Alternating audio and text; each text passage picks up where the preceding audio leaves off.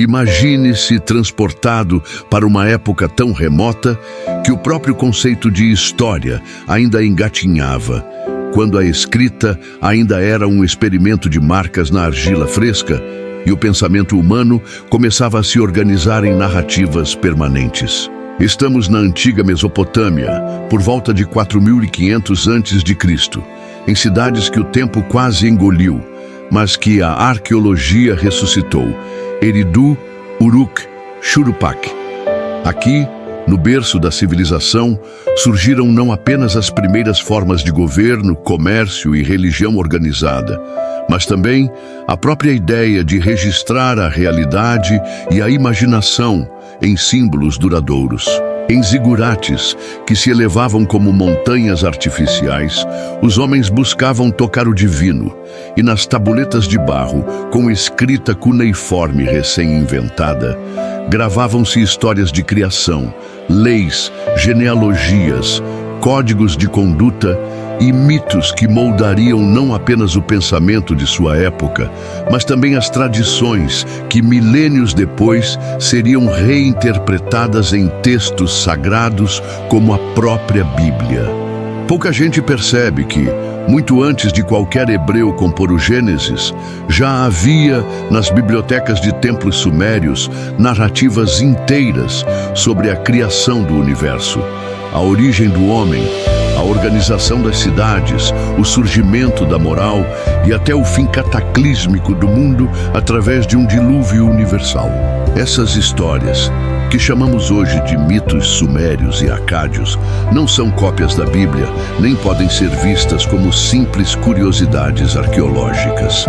Elas são, de certo modo, as matrizes culturais e literárias de onde brotaram muitas imagens, temas e estruturas narrativas que os autores hebreus transformaram em seu próprio idioma teológico e monoteísta. A conexão não diminui a singularidade bíblica, pelo contrário, mostra como as ideias viajam, são lapidadas e reinterpretadas, revelando um diálogo milenar entre povos e crenças. Entre os textos mais impressionantes está o chamado Eridu Gênesis, datado de cerca de 1600 a.C., preservado em fragmentos encontrados em Nippur e Ur. Nele, encontramos uma cosmologia que começa com um mar primordial, o abismo aquático que antecede a criação, imagem que ecoa o sem forma e vazio das primeiras linhas de Gênesis. Os deuses An, Enlil, Enki e Ninhursag dão forma ao mundo, organizam o caos e, a partir do barro, moldam o primeiro homem não para ser livre, mas para trabalhar a terra e servir aos deuses. É impossível não notar a semelhança estrutural com o Gênesis bíblico, onde o homem é formado do pó e colocado no Éden para cultivar e guardar o jardim.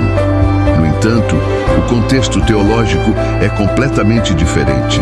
Enquanto a Bíblia apresenta um Deus único, que cria com a palavra e por vontade soberana, o mito sumério descreve uma cooperação divina, um trabalho conjunto de um panteão que atua com motivações muitas vezes pragmáticas ou até caprichosas. O Eridu Gênesis também guarda nas suas linhas finais a mais antiga versão conhecida de um dilúvio universal.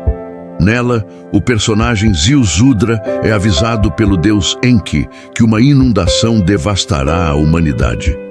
O motivo, no entanto, difere do relato bíblico. Os deuses, incomodados com o barulho e a agitação constante dos homens, decidem que precisam de silêncio e descanso. A destruição, portanto, não é motivada por corrupção moral ou violência, como no Gênesis, mas por um cansaço quase doméstico, uma visão muito mais antropomórfica das divindades. Ziusudra constrói uma embarcação, sobrevive ao cataclismo, oferece sacrifícios aos deuses e, como recompensa, recebe a imortalidade e é levado para viver em Dilmun, uma terra paradisíaca onde não existe morte nem doença. Até os detalhes operacionais da narrativa chamam a atenção.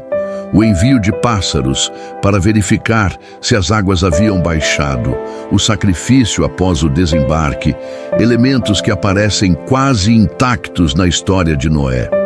Mas Ziusudra não é o único precursor literário de Noé.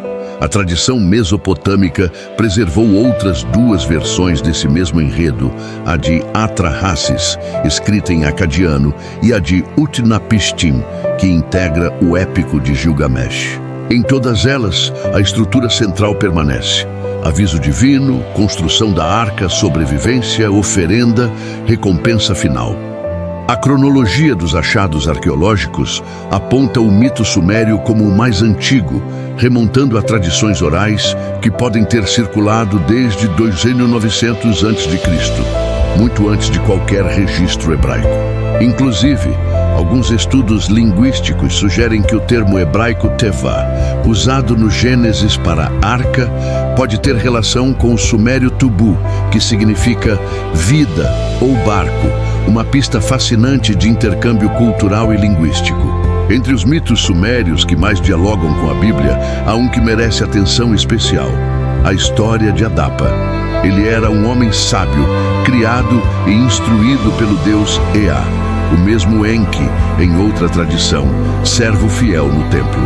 Um dia, enquanto pescava, o vento sul vira seu barco. Furioso, Adapa quebra as asas desse vento, impedindo-o de soprar. Anu, o Deus Supremo, convoca Adapa para prestar contas no céu. Antes de partir, Ea o adverte: não aceite o pão, nem a água que lhe oferecerem, pois isso o matará. No entanto, no salão divino, Anu, impressionado com a coragem de Adapa, oferece-lhe justamente o pão e a água da vida eterna. Adapa recusa, obedecendo a Ea, e assim a humanidade perde a imortalidade. O paralelo com Adão é imediato, embora invertido. No Éden, Adão perde a vida eterna por desobedecer a Deus. Em Eridu, Adapa perde por obedecer. Em ambos os casos, há um teste, um alimento proibido ou permitido, e a consequência é a mortalidade humana. Dilmun, o paraíso para onde Ziusudra foi levado, é outro ponto de conexão intrigante. Descrito em textos sumérios como um lugar onde o leão não mata, o lobo não arrebata, o doente não diz "estou doente", o idoso não diz "sou idoso". Dilmun é uma terra perfeita, de harmonia absoluta, onde deuses caminham entre os homens. Em canções como o Cash Temple Hymn, fala-se de um jardim verde, no qual correm águas puras e de onde saem rios que alimentam o mundo. Imagem que ressoa nos 4 rios do Éden bíblico. Muitos estudiosos acreditam que, através da transmissão oral e da interação entre povos do Crescente Fértil, esse arquétipo de paraíso tenha sido uma das inspirações para o Éden do Gênesis. A literatura suméria também é rica em textos de sabedoria muito anteriores ao período de Salomão. As instruções de Churupak, datadas de cerca de 2600 a.C., trazem conselhos práticos e morais dados de um pai a seu filho Ziusudra, o mesmo herói do dilúvio. Não roube, não mate, não fale mal, respeite sua mãe e seu pai. Máximas que ecoam nos 10 mandamentos e nos provérbios. Essa tradição de conselhos éticos é atribuída aos Apikalu, figuras semidivinas, meio homem, meio peixe ou pássaro, enviados pelos deuses para ensinar sabedoria e civilização aos humanos. Essa figura lembra, no imaginário bíblico, os Nefilim, gigantes e homens poderosos, e também Enoque, o justo que andou com Deus e foi levado para junto dele. Outro texto de ressonância bíblica é o Ludlul Bel Nemeki, conhecido como o Poema do Justo Sofredor. Datado de aproximadamente 1700 a.C., narra a história de um homem fiel que, sem motivo aparente, sofre desgraças, doenças e humilhação. Ele questiona os deuses, mantém-se fiel e, no fim, é restaurado à sua posição. A semelhança com o livro de Jó é impressionante. não apenas no enredo, mas na estrutura retórica de diálogos e lamentos.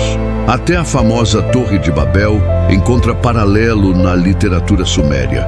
No épico Enmerkar and the Lord of Aratta, o deus Enki confunde as línguas dos homens para impedir a construção de um grande zigurate, uma torre que buscava unir céu e terra. O contexto e a motivação diferem do relato bíblico, mas a imagem arquitetônica e a ideia de uma confusão linguística como marco divisor na história humana mostram que esse motivo narrativo já circulava na região muito antes do exílio babilônico, quando os hebreus teriam tido contato direto com zigurates como o Etemenanque. Essas histórias mostram que a humanidade antiga não vivia isolada em bolhas culturais estanques.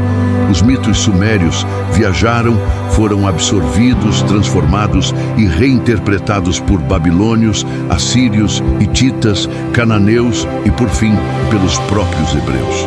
O Gênesis 1:11 não é uma cópia literal dessas narrativas, mas uma reformulação teológica e literária que dialoga com elas. Onde os sumérios viam múltiplos deuses discutindo e agindo com interesses próprios, os hebreus apresentaram um Deus único, soberano e santo, que cria o mundo não por necessidade ou capricho, mas por propósito. Onde os mitos mesopotâmicos viam a imortalidade como privilégio concedido a poucos heróis, a Bíblia transformou a eternidade em promessa futura para todo um povo e depois para toda a humanidade. Compreender essa raiz suméria não enfraquece a Bíblia. Pelo contrário, mostra que desde as primeiras cidades da história, Deus se revelou, ainda que em meio a símbolos, mitos e tradições humanas. As tabuletas de argila da Mesopotâmia podem ter sido o primeiro canal pelo qual a mensagem divina começou a ser sussurrada à humanidade, até se cristalizar nas tábuas de pedra do Sinai e nos pergaminhos hebraicos. É como se as histórias mais antigas fossem ecos distantes, fragmentos de uma verdade maior que só se completaria séculos depois. No silêncio dos museus, entre vitrines e fragmentos de escrita cuneiforme, ainda se pode ouvir esse diálogo milenar que liga os primeiros escribas da Suméria aos profetas de Israel. Se você chegou até aqui, já percebeu que a história que nos contaram é apenas a ponta de um iceberg milenar. Há um mundo inteiro de descobertas esperando para ser explorado, onde arqueologia, teologia e história se encontram para revelar conexões que transformam a forma como entendemos a origem das Escrituras. Agora é sua vez de aprofundar essa jornada. Compartilhe este conteúdo com quem precisa conhecer essas revelações, deixe seu comentário com dúvidas ou reflexões e continue acompanhando nossas próximas publicações. Cada nova leitura é uma peça que se encaixa nesse quebra-cabeça da humanidade. Não apenas leia a história, participe dela.